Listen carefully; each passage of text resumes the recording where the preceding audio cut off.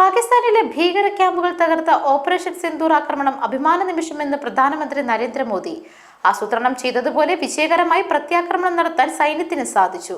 പദ്ധതി നടപ്പിലാക്കിയതിൽ ഒരു പിഴവും സംഭവിച്ചിട്ടില്ലെന്നും പ്രധാനമന്ത്രി രാവിലെ ചേർന്ന കേന്ദ്രമന്ത്രി സഭായോഗത്തിൽ വിശദീകരിച്ചു.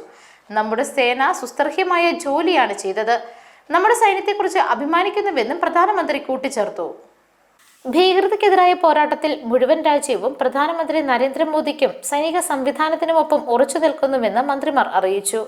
പ്രധാനമന്ത്രി നരേന്ദ്രമോദി പിന്നീട് രാഷ്ട്രപതി ഭവനിലെത്തി രാഷ്ട്രപതി ദ്രൗപദി മുർമുവിനെ കണ്ട് ഓപ്പറേഷൻ സിന്ദൂറുമായി ബന്ധപ്പെട്ട കാര്യങ്ങളും നിലവിലെ സ്ഥിതിഗതികളും വിശദീകരിച്ചു.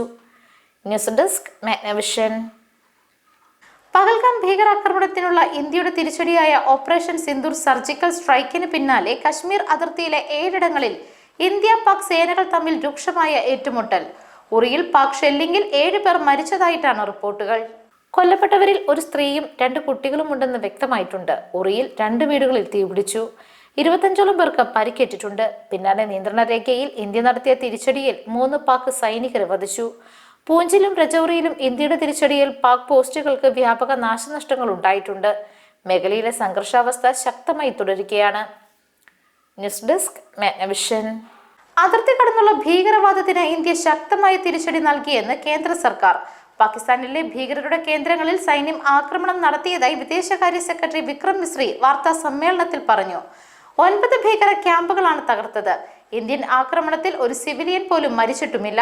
വളരെ കൃത്യമായ ആസൂത്രണത്തിലൂടെയാണ് ആക്രമണം നടത്തിയത് എന്നും പഹൽഗാം ഭീകരാക്രമണത്തിൽ പാകിസ്ഥാന്റെ പങ്ക് വ്യക്തമാണെന്നും അദ്ദേഹം പറഞ്ഞു.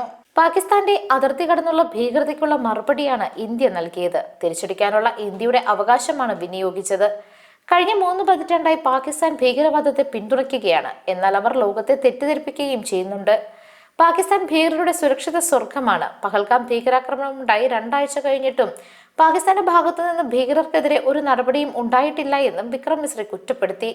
പഹൽഗാം ആക്രമണത്തിന് ശേഷവും ഇന്ത്യയിൽ കൂടുതൽ ആക്രമണങ്ങൾ ഉണ്ടാകാമെന്ന് രഹസ്യാന്വേഷണ ഏജൻസികൾ അറിയിച്ചിട്ടുണ്ട്. അതുകൊണ്ട് തന്നെ അവ തടയിടുകയും നേരിടുകയും ചെയ്യേണ്ടത് അത്യാവശ്യമാണെന്നും സർക്കാർ വിലയിരുത്തി.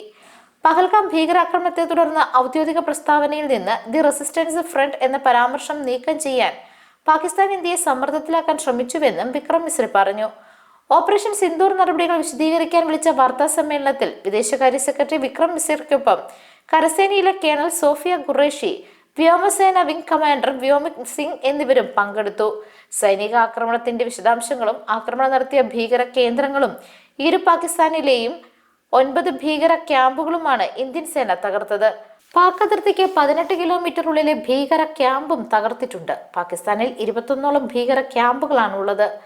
ഒസാമ ബിൻ ലാദൻ പണം നൽകി നിർമ്മിച്ച കേന്ദ്രവും തകർത്തവയിൽ ഉൾപ്പെടുന്നു.